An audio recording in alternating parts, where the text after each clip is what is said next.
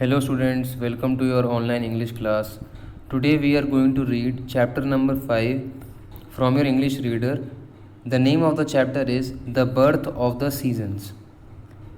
So in this chapter we will read a mythological story related to the origin of seasons. हम इस chapter में पढ़ेंगे एक mythological story है, ये एक कहानी है जिसमें ये बताया गया है कि जो सीजन्स हैं, तरह तरह की जो ऋतु हैं, आप देखते हो गर्मी ऋतु है, सर्दी का सीज़न है, ऑटम सीज़न है, विंटर सीज़न है, ये सीज़न सारे कहाँ से आए, इस स्टोरी में हम ये पढ़ेंगे. We will learn about different types of sentences and abstract nouns. हम तरह तरह के सेंटेंसेस कैसे लिखते हैं वो सीखेंगे और एब्स्ट्रैक्ट नाउन्स कौन कौन से होते हैं वो सीखेंगे. Learn to write a story from a different view point. एक स्टोरी को किसी अलग तरीके से कैसे लिखें ये भी हम इस चैप्टर में सीखेंगे. सो let us start. Do you know why seasons change. क्या आपको पता है सीजन्स चेंज क्यों होते हैं. Here is a Roman myth about the birth of seasons. तो ये जो कहानी है ये एक रोमन कहानी है. रोम एक कंट्री थी, तो रोमन ये कहानी है और ये सीजन्स के बारे में हमें बताएगा. Read on to find out how the world was before seasons were born. जब सीजन्स नहीं थे तो पहले दुनिया कैसी थी, इस बारे में स्टोरी में बताया जाएगा और सीजन्स कहाँ से आए ये भी बताया जाएगा. So let us start reading. Every year the seasons change as spring gives way to summer to be followed by autumn and winter. हर साल सीजन्स चेंज होते हैं. जो बसंत ऋतु होती है वो चली जाती है, फिर गर्मी आती है, उसके बाद ऑटम आता है, उसके बाद विंटर आती है. But this was not always so. लेकिन हमेशा ऐसा नहीं था. ए वेरी लॉन्ग टाइम एगो when the earth was still young it was spring all year round. बहुत साल पहले, बहुत पहले, when the earth was still young, जब अर्थ एकदम नई थी, छोटी थी, it was spring all year around.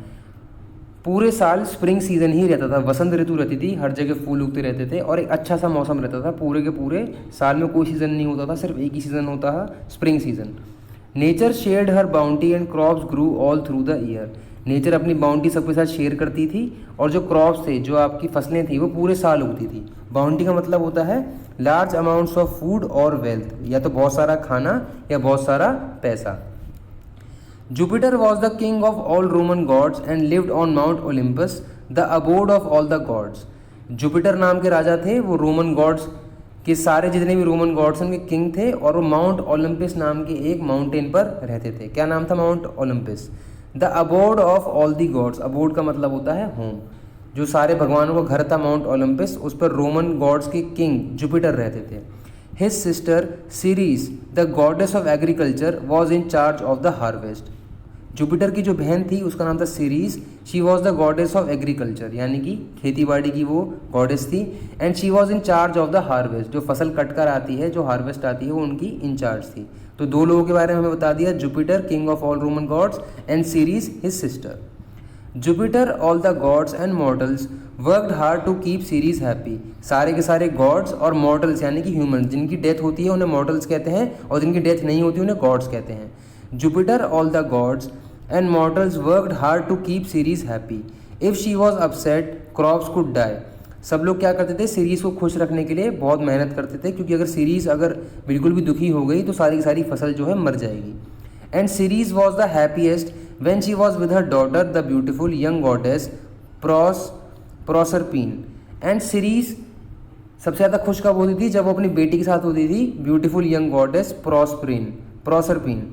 They played together in the fields every day.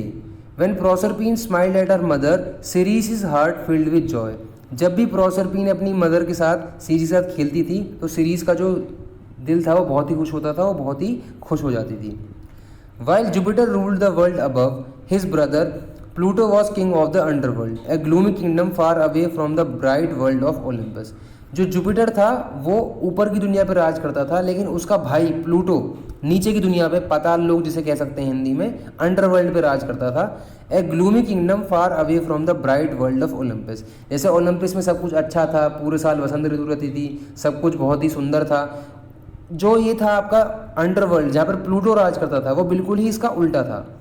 The sun never shone in this dark and eerie land with black lakes and dripping caverns. यहाँ पर कभी भी सूरज नहीं उगता था, कभी भी यहाँ पर लाइट नहीं होती थी, हमेशा अंधेरा रहता था. ईरी का मतलब होता है स्ट्रेंज. ये काफ़ी स्ट्रेंज लैंड था. With black lakes and dripping caverns. Caverns क्या होती हैं? लार्ज केव्स, बड़ी बड़ी गुफाएं थी और वहाँ पर हमेशा काले रंग की आपकी लेक्स थी और हमेशा ही अंधेरा रहता था। The only light was from underground fires, जो लाइट आती थी वो कहाँ से आती थी, ज़मीन के नीचे जो आग लगी रहती थी उसकी वजह से वहाँ पे उसकी वजह से वहाँ पर रोशनी होती थी। Now moving on to the next page. The only light was from underground fires but they never snapped और क्रैकल्ड, लेकिन वो कभी भी जो आपकी आग थी वो कभी भी या तो रुकती नहीं थी और कभी भी क्रैकल नहीं होती थी। Made repeated short sounds like something is burning in a fire. आपने देखा होगा जब आप सर्दियों में लकड़ियाँ जलाते हो, हाथ तापने के लिए बैठते हो, तो कभी कभी क्या होता है कि चटक की सी एक आवाज़ आती है, जब वो उससे क्या होता है क्रैकल बोलते हैं उसको। It crackles when something is burning in the fire. The waters of the lakes would glow from the light of the silent burning fires. और वो जो ब्लैक लेक्स थी वो कैसे चमक मारती थी, उनके वहाँ जो आग लगी हुई थी उससे जो रोशनी आती थी उससे पता लगता था कि यहाँ पर लेक है। Pluto loved this world even if no one else did. He thought it more beautiful than the blue skies, green fields, and flowers of the world above. But he had to come to his temples in the world above sometimes, even though the cheery sunlight hurt his eyes and the sweet fragrance of flowers made him feel faint.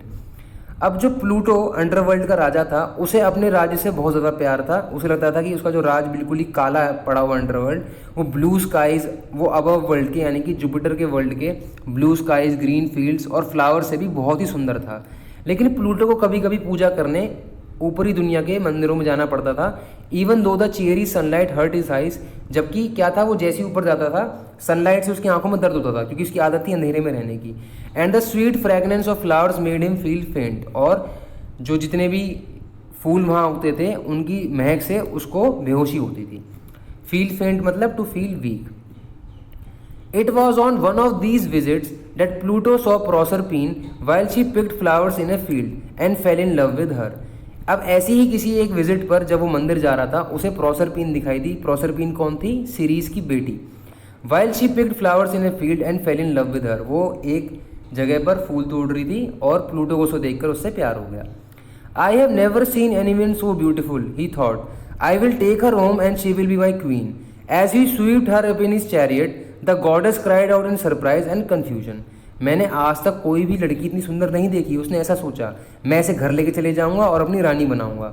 As he swooped मतलब seized with a sweeping motion, उसने एकदम से अपने हाथ आगे बढ़ाए और प्रोसरपीन को अपने हाथों में जकड़ लिया। As he swooped her up in his chariot, the goddess cried out in surprise and confusion. वो जो गॉडेस थी, प्रोसरपीन थी, वो एकदम से आश्चर्यचकित हो गई, एकदम से सरप्राइज हो गई और कन्फ्यूज भी हो गई। Ceres heard her cry from afar. अब ये जो प्रोसरपीन है जोर जोर से चिल्लाने लगी कि बचाओ बचाओ। जो सीरीज उसकी मदर ने बहुत दूर से उनकी आवाज़ सुन ली। My daughter needs my help, she cried, but try as she might she was too far away to come to Proserpine's aid. Pluto rode away, plunging his chariot into the darkest depths of the underworld, taking Proserpine with him.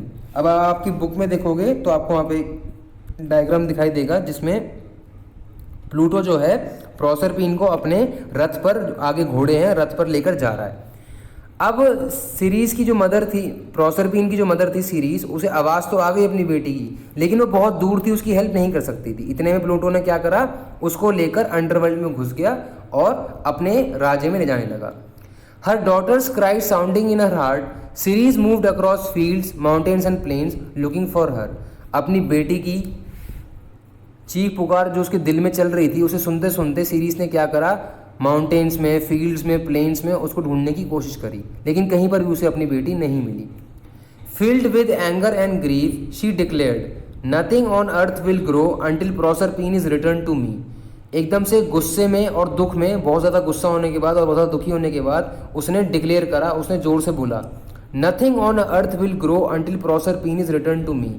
कुछ भी इस धरती पर नहीं उगेगा जब तक कि प्रोसरपीन मुझे वापस नहीं मिल जाती, मेरी बेटी मुझे वापस नहीं मिल जाती। The earth will be fallow and crops will die. Fallow मतलब अनकल्टिवेटेड, बंजर हो जाएगी ज़मीन। Famine will destroy all mankind and there will be no honour to the God's.